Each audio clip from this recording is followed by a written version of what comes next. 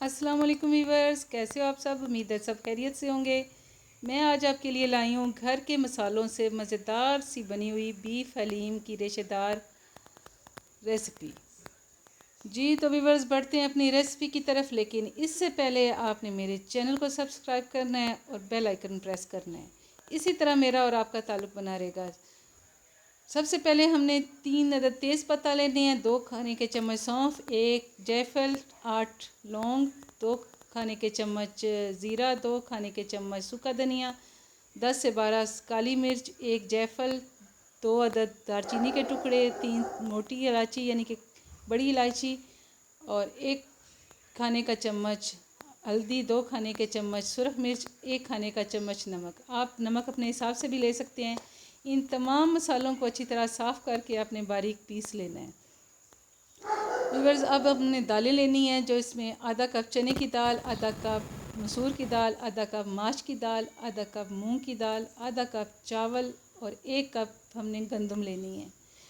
गंदम हमने इसलिए ज़्यादा लेनी है कि जो हलीम में लेस पैदा होती है वो गंदम की वजह से होती है। इन तमाम दालों को अच्छी तरह आपने धोना है और उसके बाद आपने 1 से 1.5 घंटा इसको भिगो देना है। अगर आपने सुबह हलीम तैयार करनी है तो सारी रात के लिए भिगो दें, वो ज़्यादा अच्छा रहेगा।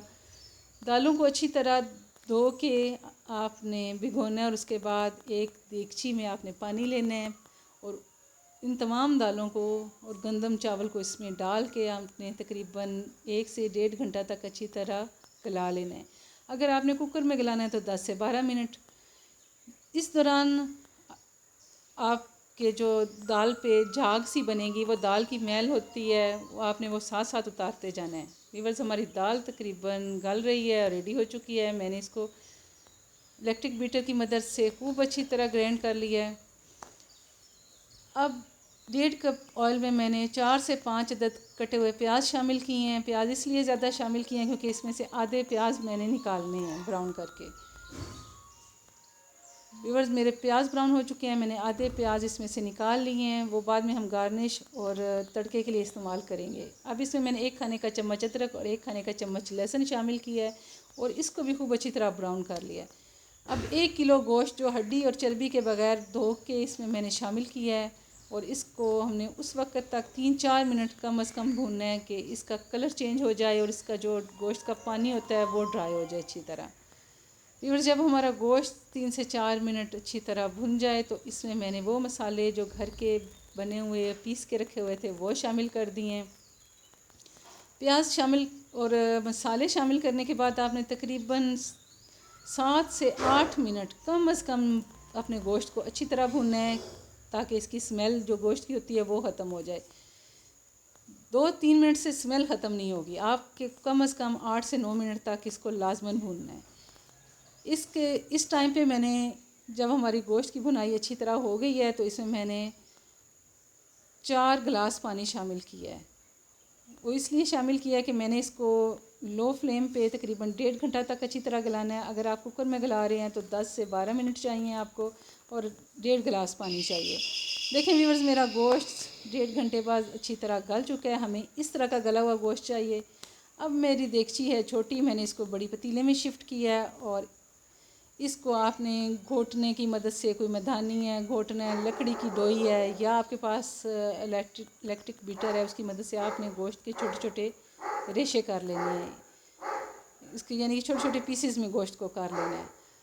अब जो दाल घोट के हमने रखी हुई थी वो इसमें शामिल कर देनी है और इसको कम अज़ कम आधा से पौना घंटा लाजमन आपने कुक करना है और साथ साथ इसमें मसलसल घोटना है, मदानी है या लकड़ी की डोई है, मसलसल चम्मच चलाना है। अगर आपके पास इलेक्ट्रिक बीटर आपने इस टाइम पे यूज़ करना है तो वो भी आप करें, वो तो तकरीबन 1 से 2 मिनट में आपकी दाल घुट जाएगी।